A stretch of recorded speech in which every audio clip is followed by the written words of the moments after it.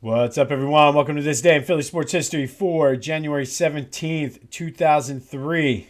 It is Tuesday. We have a ton to get to today, but since for the most part, every Tuesday, I've kind of turned it just happened to go that way where we talked about positive messages when we talked about being nice and trying to learn about others when DeMar Hamlin got hurt. Last week, I talked about keeping the uplifting upbeat feeling, the positivity. I don't know if this is going to continue to be a thing, what I'm going to call it or whatnot, but just continuing with what we've been doing so far and trying to turn some positive things in and hopefully give you something that you can take with you throughout your day, your week, or whatever. But it was a big weekend in our house, a long weekend, and my daughter had a bike that was too small and she was trying to ride it without the training wheels, and it was too small and the pedal was falling off and whatnot. So she got a new bike for Christmas and she's been dying to get out, but with between stuff with our schedule and whatnot, we just haven't had a chance. So we took them took them out on Sunday to the high school to ride on the flat parking lot to try to learn. And the message in the story I want to get, by the end of the weekend, they both were riding bikes without training wheels, which was awesome. But they both went about it in different ways. And I think somebody somewhere can take something from both of my kids. So my daughter, she was like, I'm not leaving here until I am riding without the training wheels. She was very determined, kind of helping her out, and then to the point where she was getting mad. She's like, "No, I don't want your help. I'm going to do it." And boom, she was able to figure it out. So that determination, I think, if you can go through your day with some determination and just, I'm going to do this and I'm going to do it no matter what. I think that drive is something that everybody can take away from Ella. My son, on the other hand, we took his training wheels off, and I didn't have the right wrench with me to adjust his seat. So his seat was a little too small, and he was getting it, but he was struggling because his knees were hitting the thing. Or hitting the handlebars. So he was kind of disappointed. So we went back yesterday, adjusted his seat, and within 5 minutes he got it. And I'm just proud of him for his perseverance. So he was able to persevere. He's sometimes a little bit cautious with things and wants to make sure he's going to do them well. But he knew it and he persevered through it. He's like, okay, it's not going to be today because my bike is.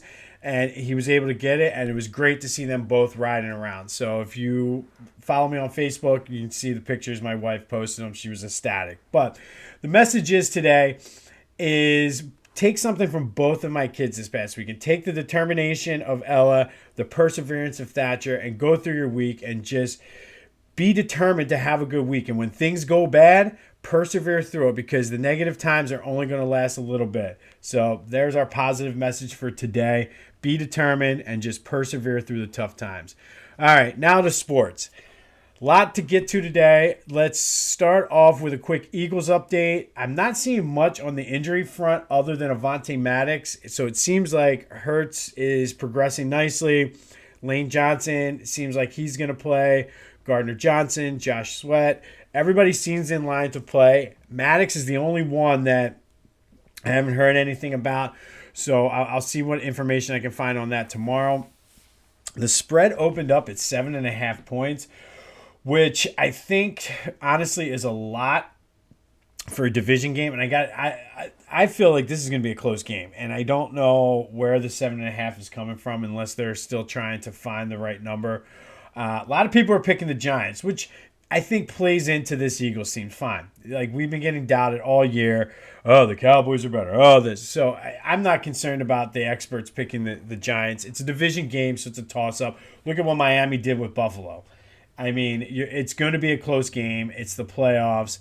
I just want to see that if they come out and play their game, there's no way they're going to lose. But more on that as we go through the week. The playoff field is set. The Cowboys did lose or beat the Buccaneers, I should say, who just look like they're a terrible team. Looks like Tom Brady's checked out and he's already thinking about where he's going to play next year. I'll hand it to Dak. Dak played well. I don't know how good the Buccaneers defense is, but you know, I'll give it to him. And is it just me, or are we setting up the way this whole season has played out, and everybody, the Eagles being the number one seed all year, and everybody being on the Cowboys as a Super Bowl favorite? This has been setting up like this all year. It's going to be the Eagles Cowboys for the NFC Championship game. Am I right? I mean, tell me I'm wrong. They're going to go out to San Francisco. Finally, Brock Purdy's going to be exposed. The Eagles are going to handle the Giants. And I feel like this has been a collision course all year back when Cooper Rush played quarterback in the first game and then Gardner Minshew in the second game. Oh, we had a backup. You had a backup. I feel like we've been on this collision course all year. And maybe I'm wrong, but I just see in 2 weeks, we're going to be playing the Cowboys at home. But we'll see. Finally, the Flyers proved to me that they are not even in the discussion for the elite teams. They played, in my opinion, the best team in the NHL up in Boston, got shellacked 6-0. So hopefully this kind of puts to bed the playoff run, and hopefully we can get back to the main goal is getting one of those top 3 picks. But this day in Philly sports history, we're going to stick with the Flyers. We're going to go back to 1985. So this day, January 17th, 1985. We seem like we do a lot with the 85 Flyers, and I think because so much happened and they were so good that year, that's why we keep going back to them. But on this day, they beat the Red Wings 7-5 at the Spectrum. It was the second half of a back-to-back. They had tied the Red Wings in Detroit the night before. But the story in this game was Tim Kerr. He scored 4 goals.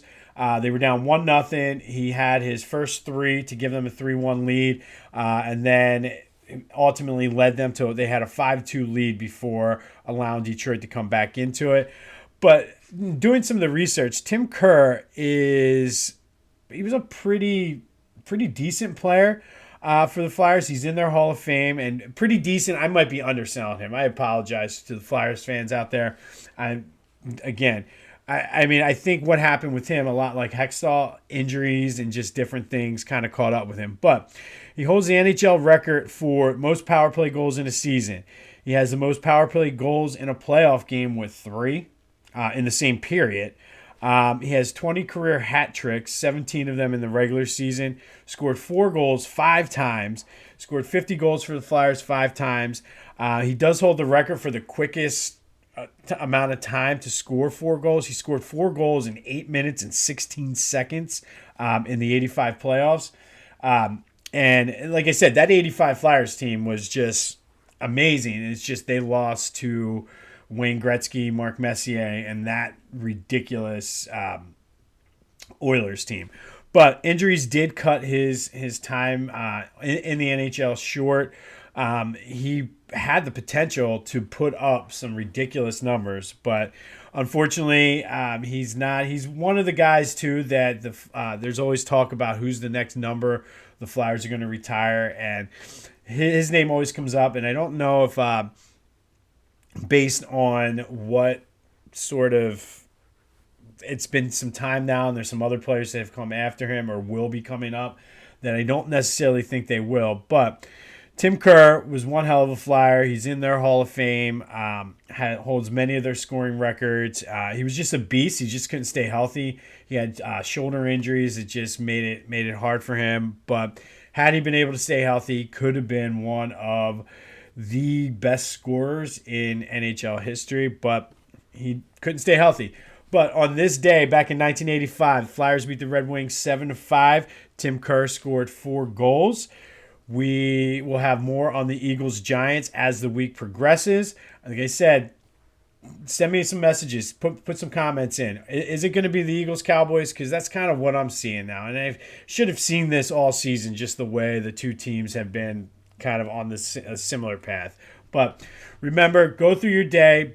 Show that determination to get through whatever you got going on, or get your job done, whatever, and just persevere when times get tough. Just like my kids, they were able to do both of them.